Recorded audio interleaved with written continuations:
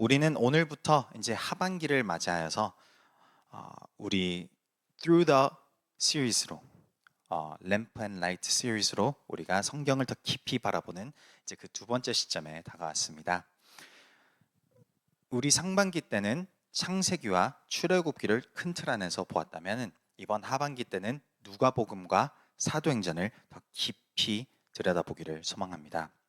그래서 우리의 오늘 제목은 삶으로 보여지는 복음이란 제목으로 누가복음 1장 1에서 4절 말씀을 중심적으로 다루겠습니다. 1절부터 보면 우리 중에 이루어진 사실에 대하여 처음부터 목격자와 말씀의 일꾼된 자들이 전하여 준 그대로 내력을 저술하려고 붓을 든 사람이 많은지라. 그 모든 일을 근원부터 자세히 미루어 살핀 나도 데오빌로 각하에게 차례대로 써 보내는 것이 좋은 줄 알았노니 이는 각하가 알고 있는 바를 더 확실하게 하려 함이로라. 성경 말씀을 깊이 들여다보고 사는 목적과 이유가 있습니다. 올해 초에 시작을 하면서 앞서 언급드렸던 것은 우리의 인생과 삶은 예측 불허한 삶입니다. 그리고 우리는 이 예측 불허한 삶 속에서 이 어두움 가운데서 어떻게 어느 방향으로 나아가야 될지가 헷갈리고 힘들 때가 너무나도 많습니다. 그 길을 비춰주는 역할을 하는 것이 말씀이라고 성경이 기록하고 있습니다. 말씀을 빗대서 나 인생을 바라보고 말씀을 토대로 하나님이 나 인생에서 어떻게 어떤 방향으로 역사하고 있는지를 믿고 붙드는 자에게는 인생의 풍파 가운데서도 흔들리지 않고 그 이끄심 속에 그 인도하심 속에 우리가 기쁨으로 평강으로 나갈 수 있는 것이죠.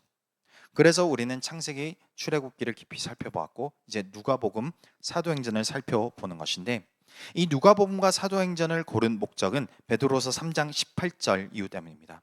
오직 우리 주 곧 구주 예수 그리스도의 은혜와 그를 아는 지식에서 자라가라. 예수 그리스도의 은혜와 그 지식 안에서 우리가 점점 성장해 가는 것, 더 변화돼 가는 것이 저의 깊은 바람입니다.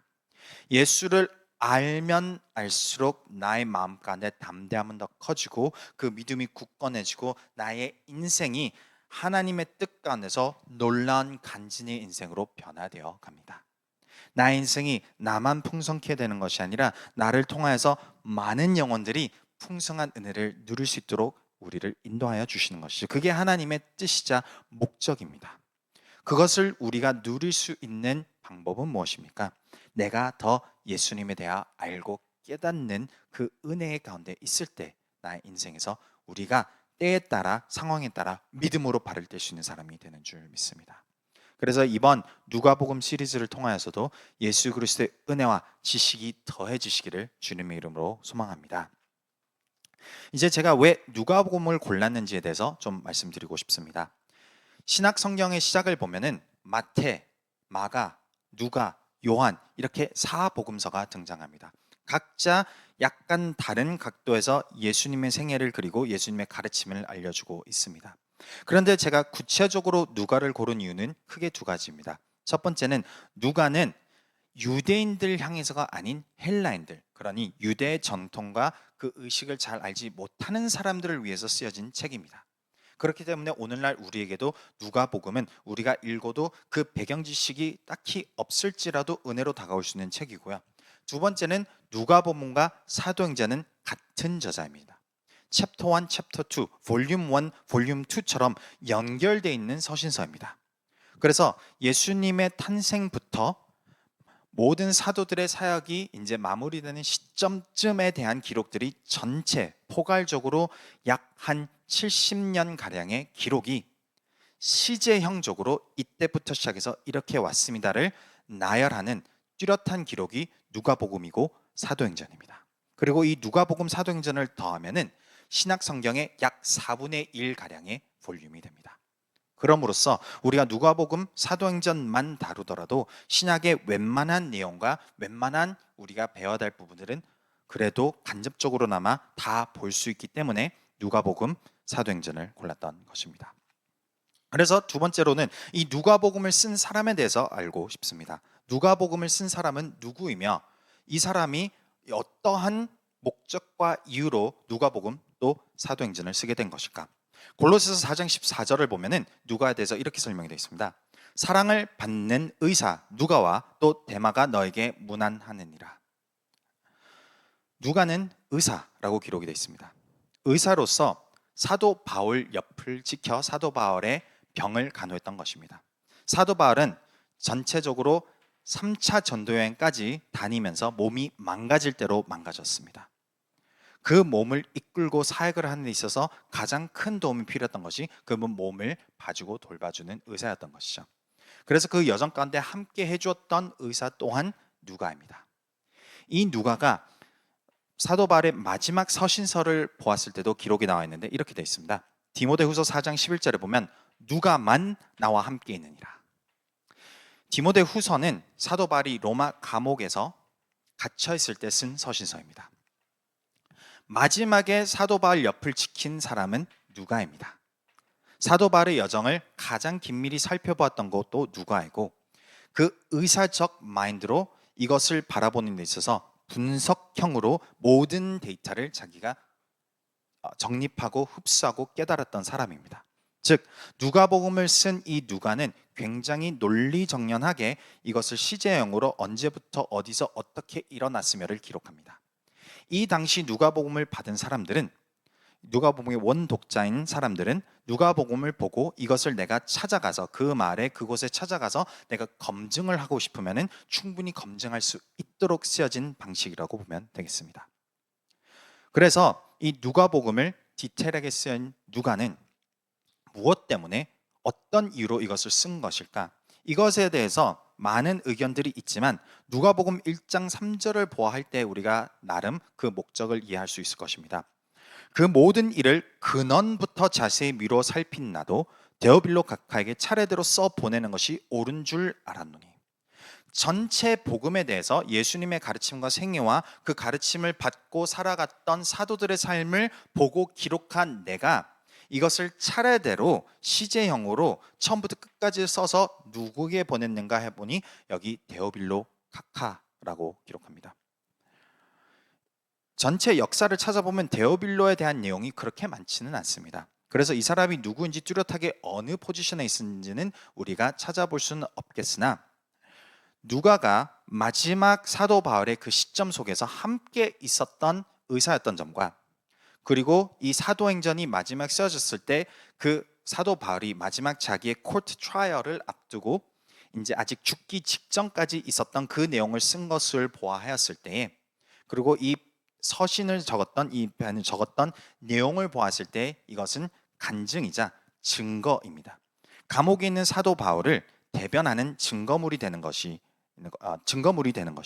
그래서 사도 바울이 왜 이렇게까지 하는 것인가? 왜 1차, 2차, 3차 전도 여행을 통해서 이 많은 그리스도인들이 지금 예수를 믿고 변화가 되고 사람을 섬기고 더불어 사도 바울은 자기의 몸이 망가지고 감옥에 있으면서도 예수라는 자를 이렇게 부르짖는 것인가? 이것을 알고 싶었던 것입니다. 이 높은 자리에 있는 데오빌로라는 사람이. 데오빌로의 이름의 뜻도 중요합니다. 데오빌로라는 이름은 하나님이 사랑하는 사람이라는 뜻입니다. 그래서 추측하기로는 데오빌로도 이제 갓 믿은 그리스도인이라고 추측하고 있습니다. 그래서 이 높은 자리에 있는 로마 오피셜이 이제 사도 바울의 이 감옥의 상황에 대해서 어느 정도 자기의 능력을 발휘해서 사도 바울을 도와줄 수 있는 사람이고 또한 예수에 대해서 이제 갓 알아가고 싶은 궁금증이 생긴 데오빌로 각하에게 의사인 누가가 논리정연하게 시제형으로 어디서 어떻게 무엇을 왜를 기재를 하면서 적어내서 보낸 것이죠. 오늘날 우리에게도 이 서신서가 동일하게 다가온다고 생각을 합니다. 우리가 데오빌로 같은 존재인 것이죠. 하나님이 사랑하는 사람이 저와 여러분입니다. 저와 여러분을 향하여 이 서신서를 쓰여져서 이 서신서를 통해서 예수를 더 알아가라 이것입니다. 그래서 서신서 초반에 이렇게 기록이 되어 있습니다. 누가복음 1장 1에서 2절을 보면 우리 중에 이루어진 사실에 대하여 처음부터 목격자와 말씀에 일꾼된 자들이 전하여 준 그대로 내력을 저술하고 부수는 사람이 많은지라 라고 되어 있습니다. 우선은 말씀에 일꾼된 자들이라고 했을 때는 사도들을 이야기하고 있습니다. 예수님을 알고 접하였고 그것을 가르칠 수 있도록 하나님의 권능을 받은 사람들이 그 저술한 이야기들 붓을 든 사람들이 많더라. 누가복음은 첫 마태, 마가, 누가, 요한 이 사복음서의 세 번째로 쓰여진 책입니다. 그러므로 마태하고 마가복음은 벌써부터 성도들이 많이 보고 읽고 있었을 것으로 추측을 합니다. 그렇게 누가복음은 이 두 복음서 외에 세 번째로 쓰여진 몫이고, 나머지 복음서는 특정 사람들과 목적이 있었던 것처럼 누가복음도 헬라인을 향하여, 데오빌로 각하를 향하여 쓰여진 책인 것이죠. 그런데 여기에서 우리가 집중하고 싶은 표현은 목격자입니다. 목격자란 무엇입니까? 예수를 경험하고 예수님의 인생을 통해서 변화된, 영어로는 eyewitness라고 표현합니다.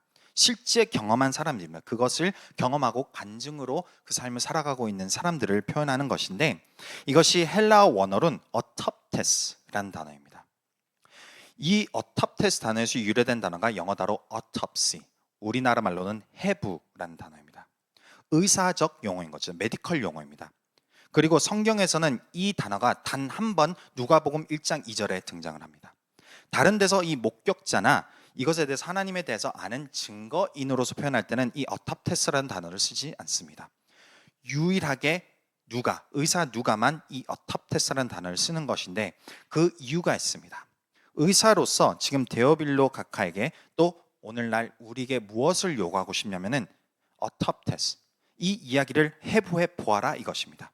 너희들이 깊이 들여다보고 이 사람들의 인생을 너희들이 보아, 그 사람들의 변화와 그 사람들의 삶에 놀라운 은혜와 사랑이 넘치는 것을 보아서 무엇을 하라 이것입니까? 1장 4절에 보면 이는 각하가 알고 있는 바를 더 확실하게 하려 함이로라. 그들의 인생에 그 간증하고 그 하나님을 경험했던 사람들의 인생 속에서 그들의 열매를 보아 내가 믿은 예수 그리스도의 확신이 더욱더 자라나게 하라 이것이죠. 그래서 그것을 위해서 무엇을 요구합니까? 무엇을 요구하냐면은 바로 eyewitness, autoptes를 요구합니다. 구체적으로 이것이 증거로서 채택될 만한 사람들, 그 eyewitness가 되는 것이고, 그 증거로 채택될 만한 사람들의 삶이 또한 우리의 삶이 되는 것이죠. 오늘날 우리도 마찬가지입니다. 하나님의 사랑에 대해서, 예수님의 복음에 대해서 우리는 어떻게 알고 깨달아갈 수 있습니까? 그것은 벌써 먼저 목격한 사람들의 인생의 그 열매를 통해서입니다. 우리가 성경을 읽습니다. 예수님이 이런 사람이라고 우리가 보게 됩니다. 그 사랑이 넘치고 용서가 많고 그 붙들어 주시고 치유하시고 눈물을 닦아 주시고 약한 자들의 편에 서시는 그 예수님의 모습이 오늘날 믿는 성도와 믿는 자에게 삶 속에서 드러나야 될 터인데, 그것이 드러나는 autoptes, 윗네스가 되는 사람들의 삶을 내가 autoptes, 깊이 해보아야 들여다보고 내가 시간을 보내서 진정으로 저 사람이 하는 말과 삶을 살아가는 모습이 동일한가를 분석해 보라는 것이죠.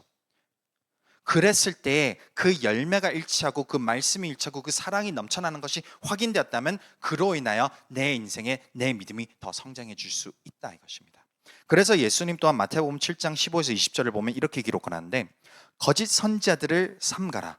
양의 옷을 입고 너에게 나오는 속에는 노략질하는 일이라. 그들의 열매로 그들을 알지니 가시나무에서 포도를 또는 엉겅퀴에서 무화과를 따겠느냐. 이와 같이 좋은 나무마다 아름다운 열매를 맺고 못된 나무가 나쁜 열매를 맺나니 좋은 나무가 나쁜 열매를 맺을 수 없고 못된 나무가 아름다운 열매를 맺을 수 없느니라. 아름다운 열매를 맺지 아니하는 나무마다 찍혀 불에 던져지니라. 이러므로 그들의 열매로 그들을 알리라. 우리 인생에서 그리스도인은 그 열매로 예수를 나타냅니다. 우리는 복음을 말로 수십 번 수백 번 전할 수 있습니다. 그러나 그것이 우리 인생에서 열매로 autoptes가 되어서 예수님을 목격한 사람으로서 나타내고 있지 않는다면은 그것은 그 사람의 마음을 변화시킬 수가 없습니다. 오직 그 사람들이 나의 인생을 autoptes, 해부하고 깊이 들여다보아 그 말과 그 행동과 그 삶이 일치할 때, 더 나아가서 그와 함께 하시는 하나님의 영광과 기적이 함께 있을 때에 사람들은 그것을 보고 하나님이 살아 계시는구나 라는 간증을 할 수 있게 되는 것입니다. 그것이 바로 능력의 삶인 것이고 그것이 바로 예수와 함께하는 그리스도인의 삶이라는 것이죠. 그래서 전체를 정리하면 이렇습니다. 누가복음을 쓴 사람은 누가, 의사인 누가이고 이것을 쓰게 된 목적은 데오빌로, 즉 하나님을 사랑하는 자에 향하여 지금 여기에 나와 있는 예수님의 가르침과 예수를 만난 목격자들의 간증을 통하여서 확실히 예수님을 알고 깨닫기를 원하노라 이것입니다.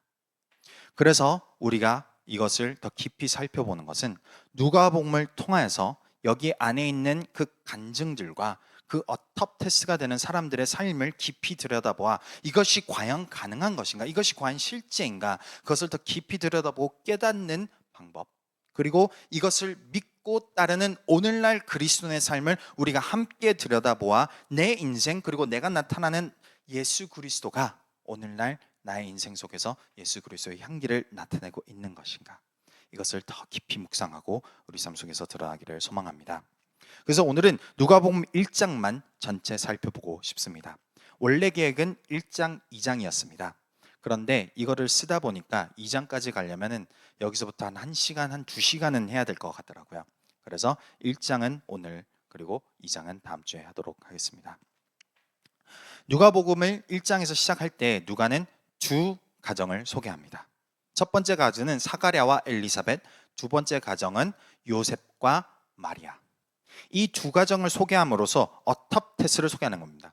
목격자를 소개하는 거예요. 하나님이 그들의 삶에 와서 놀라운 간증을 일으킨 하나님의 그 영광이 드러난 사람들의 간증을 이 기록 시작부터 드러내 줌으로써 우리에게 무엇을 알려주고 싶냐면은, 우리가 예수를 알기 위하여는 예수의 영향을 받은 사람들의 인생부터 들여다봐야 한다 이것입니다. 그리고 의사인 누가답게 누가복음 1장 5절에 보면 유대왕 헤롯 때에 아비야 반열의 제사장 한 사람이 있었으니 이름은 사가랴요. 그의 아내는 아론의 자손이니 이름은 엘리사벳이라. 매우 구체적으로 이 편지를 받은 원독자 입장에서 만일 찾아가고 싶다면 어느 곳에 어느 장소에서 누구였는지를 찾아가서 그 동네에 가서 이 일이 확실히 일어났었습니까를 확인할 수 있도록 적어 놓았습니다. 근데 이 가정에는 하나의 문제가 있었습니다. 6절에 보면은 이 두 사람이 하나님 앞에 의인이니 주의 모든 계명과 규례대로 흠이 없이 행하더라. 다만 7절에 엘리사벳이 잉태를 못함으로 그들에게 자식이 없고 두 사람의 나이가 많더라. 첫 번째는 이 가정은 하나님 앞에 의로운 사람, 평생 하나님의 뜻대로 살아가려고 했던 사람들인데, 그러나 한 가지 아픈 현실이 있었으니 바로 나이가 많고 자식이 없더라. 잉태를 할 수가 없었다 이것입니다. 성경에 기록된 이 나이가 많더라, 이제 더 이상 잉태하지 못하더라라는 것은 50이 지난 60, 70대를 보통은 기록하고 있습니다. 그리고 이 당시에 결혼한 시점이 보통은 10살 중후반 때부터였다고 한다면 이들은 자그마치 5, 60년 동안 하나님 앞에 소망을 품고 살았던 것입니다. 언젠가 하나님께서 자녀를 주시기를, 언젠가 우리의 인생 가운데 슬픔이 기쁨으로 변해지기를. 그 당시 자녀가 있고 없고는 너무나도 컸습니다. 자녀가 없는 가정은 마치 저주를 받은 가정처럼 여겨졌기 때문이에요. 그러니까 자녀가 없는 저주받은 것처럼 살아갔던 이 사가랴와 엘리사벳 가정은 그 아픔, 그 슬픔, 그 낮아짐 속에서 자그마치 50년간 하나님 앞에 떳떳하게 의인으로서 믿음으로 살아갔다 이것을 기록합니다. 우리 인생 가운데 복음이 언제 드러날까요? 때로는 나의 아픔, 나의 슬픔, 나의 낮아진 현실 속에서 기다리고 나의 기도와 나의 부르짖음이 하나님 속에 들어가는지 안 들어가는지 헤아려지지도 않을 때에 그 세월이 겹겹이 쌓여 나의 인내가 막바지를 치닫고 내가 모든 것을 포기하고 싶은 그 순간까지도 하나님을 끝까지 믿고 인내하는 그 사람의 인생 가운데 복음이 드러납니다. 지난주 목사님의 말씀으로는 그 항아리 케밥과 같은 존재죠. 뜨겁게 달궈지고 그 음식이 마침내 맛있게 되는 그 순간에 깨져서 그 음식이 아름답게 나오는 것처럼 사가랴와 엘리사벳 인생이 그 노년에 예수 그리스도의 복음이 드러나도록 하나님은 이 인생을 이렇게 주관하셨다라고 우리가 볼 수 있는 것입니다. 누가복음 1장 13절에 보면 이렇게 기록이 되어 있습니다. 천사가 그에게 이르되 사가랴여 무서워하지 말라. 너의 간구함이 들린지라. 내 아내 엘리사벳이 내게 아들을 낳아 주리니 그 이름을 요한이라 하라. 이제 50년 가량의 기도 제목이 응답된다라고 천사가 와서 알려줍니다.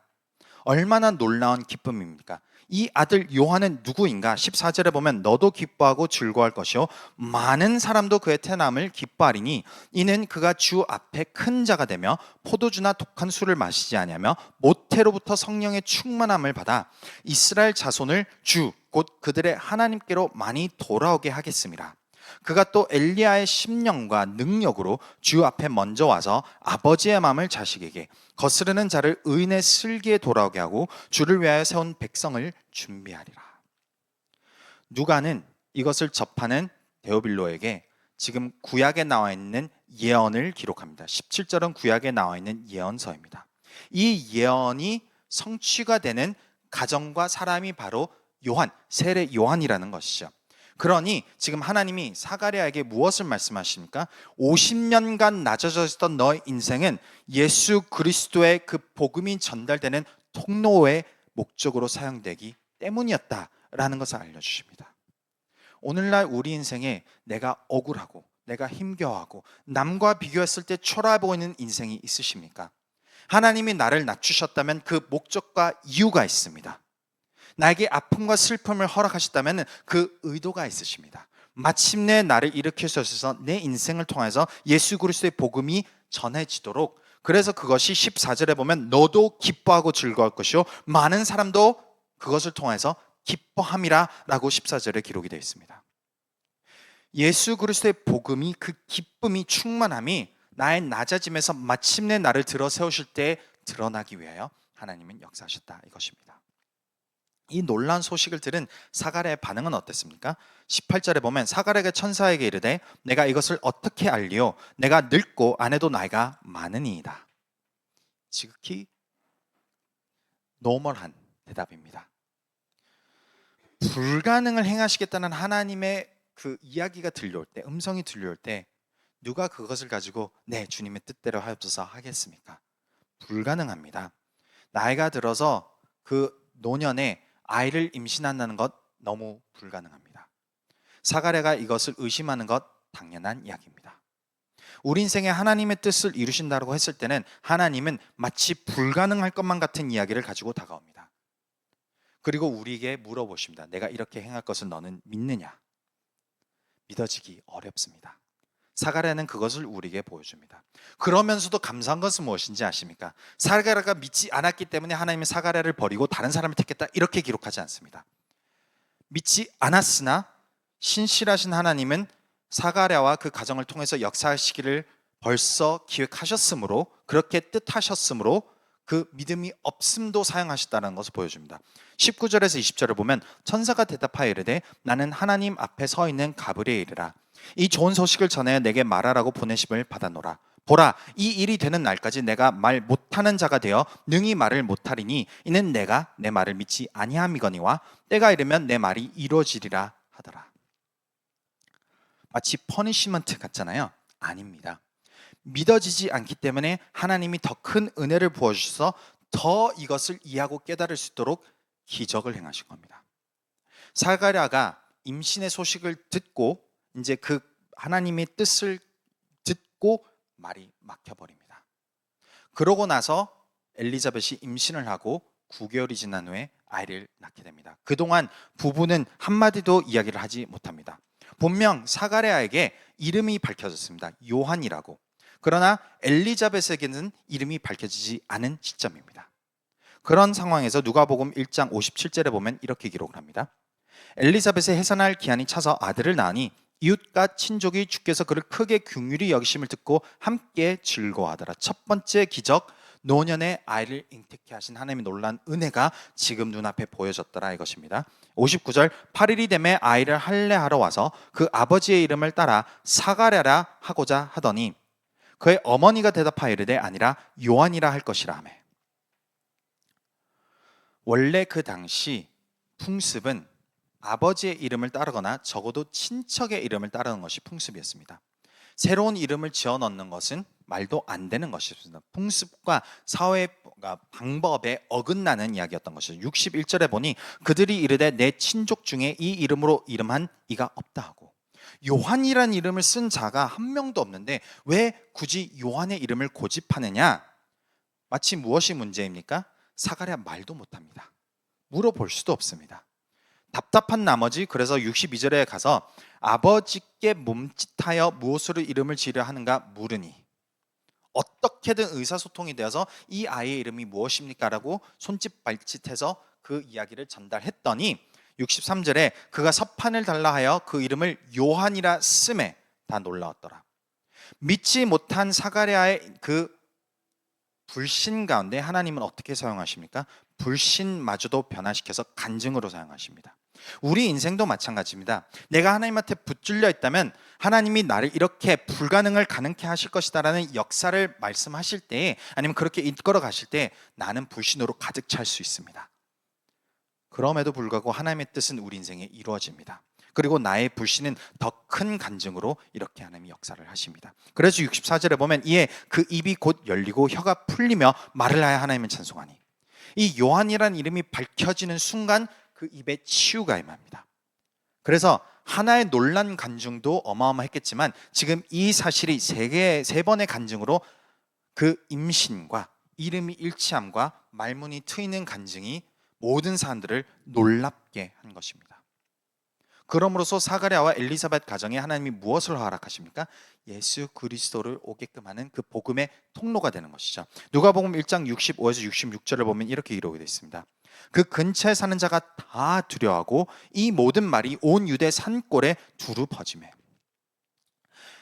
데오빌로의 상황을 한번 생각해 보시기 바랍니다. 누가의 서신서를 받고 본인이 이 1장을 읽어가다가 이 부분은 너무 확인해보고 싶다 한다면 유대야 산골에 사람을 보내어서 엘리자벳하고 사가랴라는 사람이 살고 있었는지, 그 사람이 실질적으로 말문이 막혔었는지, 실제 노년의 아이를 낳았었는지, 그렇게 이름이 일치했는지 이 세 가지를 확인할 수 있었습니다.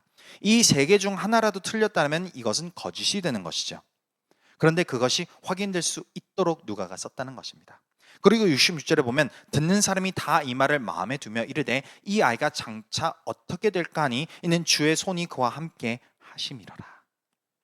하나님이 우리 인생을 낮추시고 주변 사람들이 그걸 보고 불쌍히 여기고 측은히 여기고 할 그 시점이 마침내 하나님이 우리를 들어서실 때는 무엇이 목적이 되는 것입니까? 하나님의 영광이 드러나기 위해서, 우리 안에 있는 예수 그리스도의 복음이 전파되기 위해서입니다. 그래서 우리를 낮추셨다면 목적이 있으신 하나님을 우리가 신뢰하고 기다려야 하는 줄 믿습니다.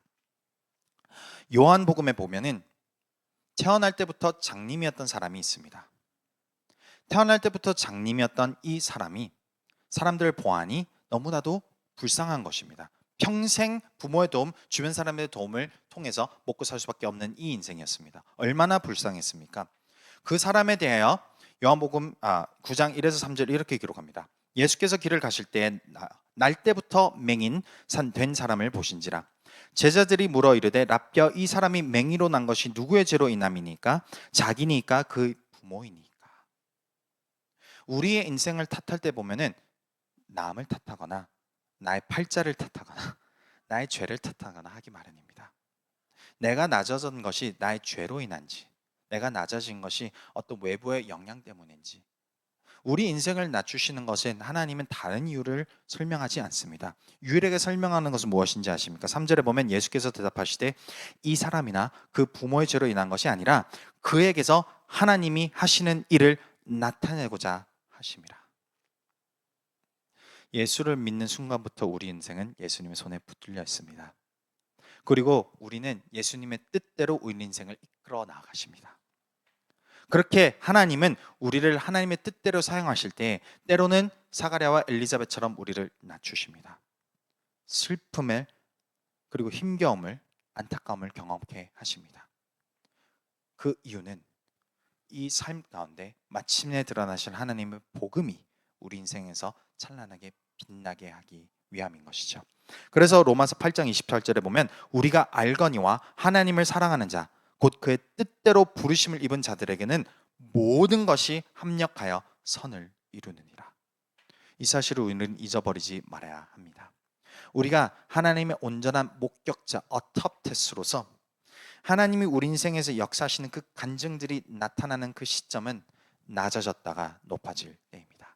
그리고 그 간증들을 들은 사람들은 하나님이 살아 계시는구나, 진정 하나님이 계시는구나, 우리를 사랑하시는구나, 우리를 위해서 행하고 계시는구나, 그럼으로써 예수님의 그 십자가가 더욱더 깨달아지는 줄 믿습니다. 이렇게 우리의 인생 속에서 역사하는 하나의 어탑테스, 아이위트니스가 있는 반면, 또 누가는 다른 모습의 또 어탑테스를 소개하는데 바로 요셉과 마리아입니다.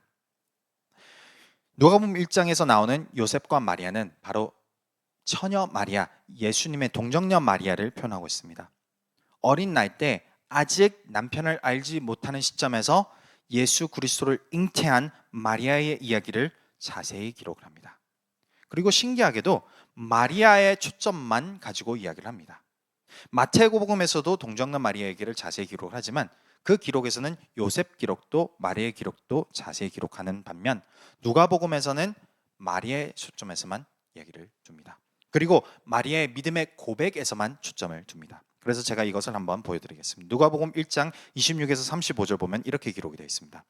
여섯째 달에, 즉 엘리자벳이 지금 세례 요한이 잉태한 지 여섯째 되는 날에 천사 가브리엘이 하나님의 보내심을 받아 갈릴리 나사렛이란 동네에 가서 다윗의 자손 요셉이라 하는 사람과 약혼한 처녀에게 이르니 그 처녀의 이름은 마리아라. 그에게 들어가 이르되 은혜를 받은 자여 평안할지어다, 주께서 너와 함께 하시도다 하니 처녀가 그 말을 듣고 놀라 이런 인사가 어찌함인가 생각하매 천사가 이르되 마리아여 무서워하지 말라, 내가 하나님께 은혜를 입었느니라. 보라, 내가 잉태하여 아들을 낳으리니 그 이름을 예수라 하라. 그가 큰 자가 되고 지극히 높으신 이의 아들이라 일컬어질 것이요 주 하나님께서 그 조상 다윗의 왕위를 그에게 주시리니 영원히 야곱의 집을 왕으로 다스리실 것이며 그 나라가 무궁하리라. 마리아가 천사에게 말하되 나는 남자를 알지 못하니 어찌 이 일이 있으리이까. 천사가 대답하여 이르되 성령이 내게 임하시고 지극히 높으신 이의 능력이 너를 덮으시리니 이러므로 나실 바 거룩한 이는 하나님의 아들이라 일컬어지리라. 마리아의 시점에서 누가는 기록을 자세히 풀어 나갑니다. 그리고 우리에게 알려진 몇 가지 사실들이 있는데, 첫 번째는 결혼을 약속한 처녀 마리아. 당시 여인들은 12살에서 16살에 결혼을 합니다. 어리면은 12살이었고 나이가 아무리 많아봤자 한 16, 17되는 나이의 처녀인 마리아입니다. 그리고 당시 혼외 임신을 하게 되었을 때는 아주 가볍게는 이혼, 보통적으로는 돌맞아 죽임을 당합니다. 그러니 지금 천사가 마리아에게 와서 그 당시 풍습, 그 당시 트래디션, 그 당시 모든 알고 있는 방법의 역설을 표현하는데, 이것이 마리아에게는 깨달아지지도 않고 이해되지도 않는 것으로 다가옵니다. 이게 어떻게 가능합니까? 이게 어떻게 말이 됩니까? 그리고 생각해 보시기 바랍니다. 의사입니다. 이 이야기를 기록한 사람은 의사 시점에서 불가능한 것이 가능케 됐다는 것을 기록하고 있다는 것입니다.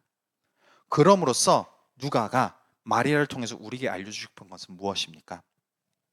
어텁테스, 이것을 증거하는 증거인의 사람들 속에서 때로는 목숨을 걸고도 우리가 하나님의 뜻을 행해야 될 때가 있다는 것입니다.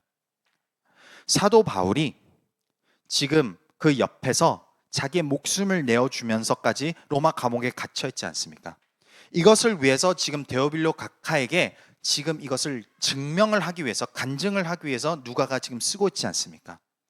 마리아의 이 간증과 이 이야기는 무엇을 뜻하냐면 예수 그리스도를 증거하는 사람들, 예수님의 복음을 증거하는 사람의 그 삶은 때로는 우리가 알고 있는 지식과 그 상황을 역설적으로 나아갈 때가 있다는 것입니다. 그리고 그 목숨을 주님의 손에 맡기면서까지 우리가 복음을 전하는 자들이 된다라는 것을 알려주고 있습니다. 이러한 고백 속에서 누가복음 1장 38절에 마리아의 고백은 이렇습니다. 마리아가 이르되 주의 여종이오니 말씀대로 내게 이루어지다 하매 천사가 떠나가리라. 어린 나이에 사회의 모든 그 눈총과 모든 그 분위기와 그 부담을 하나님의 뜻이거든 나의 생명도 내어 드리겠습니다라는 고백으로 예수님께서 이 땅에 오신 것입니다. 오늘날 우리의 인생도 마찬가지입니다. 낮아져서 높이시는 영혼이 있다면 마리아처럼 우리에게는 때로는 모든 사람들이 말려도 그 불에 뛰어들어가는 믿음의 모습을 나타내야 되게끔 이끄시는 영혼도 있다는 것입니다. 20세기, 21세기 들어와서 한 사람, 한 간증을 제가 보여드리고자 하는데 그 사람의 이름은 엘리자베스 엘리엇입니다. 엘리자베스 엘리엇은 선교사입니다. 그리고 그의 남편 진 엘리엇과 더불어 하나님의 마음을 품고 영혼들을 향하여, 특히 복음을 한 번도 들어보지 못한 우리가 소위 표현하는 미전도 종족을 향하여 마음을 품고 1900년 초반대에 선교 생활을 시작을 했습니다. 그 나이 20대 초반, 갓 난 딸과 함께 에콰도르에 있는 맨 끝자락에 있는 와우다니 종족을 향하여 복음을 가지고 나갔다고 합니다. 그러나 와우다니 종족은 외부 사람들의 굉장히 적대감을 가지고 있었던 사람들이었습니다. 그래서 이 와우다니족은 그 짐과 엘리자베스가 그리고 함께 했던 선교사들이 복음을 가지고 들어가려고 했을 때 계속해서 적대감 마음으로 그들을 배척하다가 어느 날 엘리자베스는 어린 딸과 함께 머물러 있던 와중 짐과 나머지 4명 선교사는 그 와우다니족의 창에 찔려 순교를 하게 됩니다. 당시 뉴스에도 어마어마하게 나왔고 놀라움, 경악하는 사건이었던 것이죠. 20대 초반에 갓난 어린 딸이 있는 엘리자벳에게는 청천벽력 같은 소문이었습니다. 그리고 편지가 날라오기 시작했습니다. 너무 위험하니 어린 딸을 데리고 다시 조국으로 돌아와라, 미국으로 돌아와라.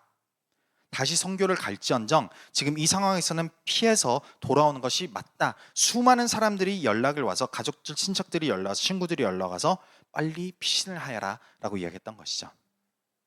엘리자벳도 그 마음이 심히 무거웠을 것입니다.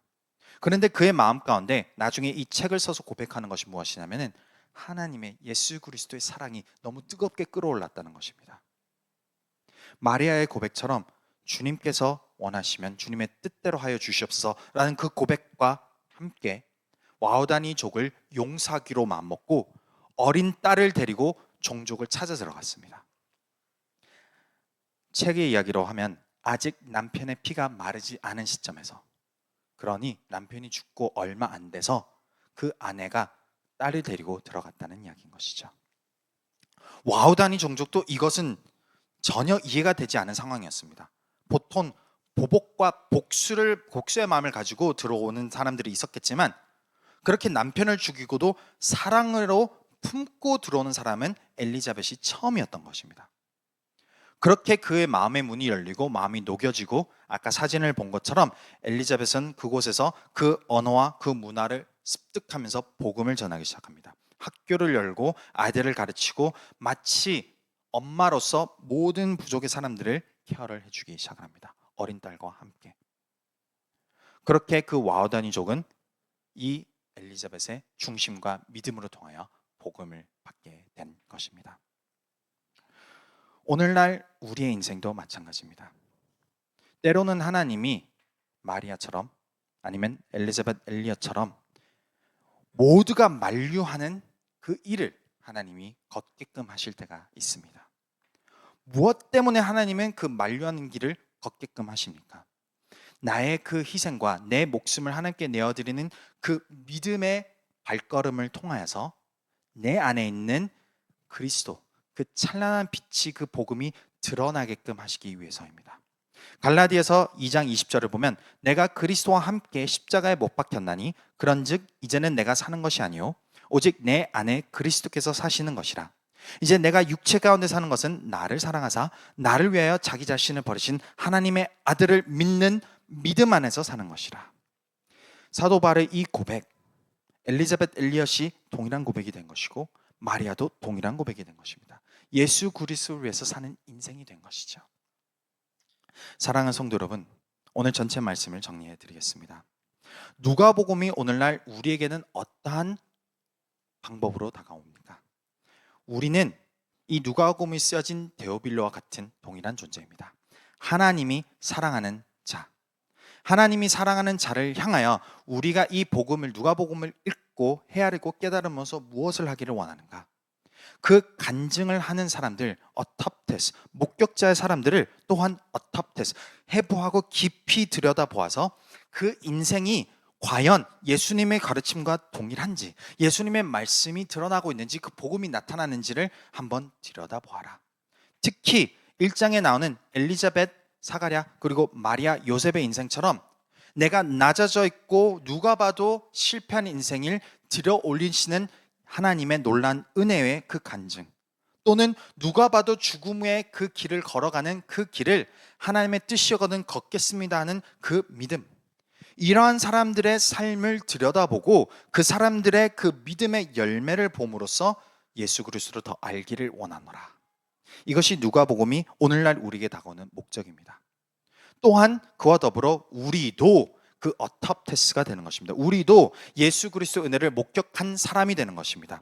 먼저 예수님을 믿은 사람으로서 내 주변에 있는 사람들이 우리의 믿음과 우리의 담대함과 우리의 낮아짐과 높아짐과 그 죽음을 불사하고 걸어가는 그 담대함으로 말미암아 예수님의 복음이 내 안에서 증거되고 드러난다면, 그것을 목격하고 본 사람들은 하나님이 살아 계시는구나, 예수님의 사랑이 있구나라는 것을 깨닫게 하여 준다라는 것이죠. 그래서 이 두 가지 목적으로 오늘날 누가복음이 다가오는 것인데, 우리도 우리 교회도 하나님을, 예수님을 목격한 그 어탑테스 목격자가 되어서 하나님의 뜻 가운데 빛을 발휘하는 그러한 교회, 그러한 성도, 그러한 하나님의 자녀가 되기를 소망합니다. 그래서 마태복음 5장 16절에 보면 이같이 너희 빛이 사람 앞에 비치게 하여 그들로 너희 착한 행실을 보고 하늘에 계신 너희 아버지께 영광을 돌리게 하라. 우리가 누가복음을 계속해서 묵상하고 이것을 배워나가면서 이것이 나의 지식으로만 남는 것이 아니라 실질적으로 나의 경험과 내 인생에서 드러나는 열매가 되기를 소망합니다.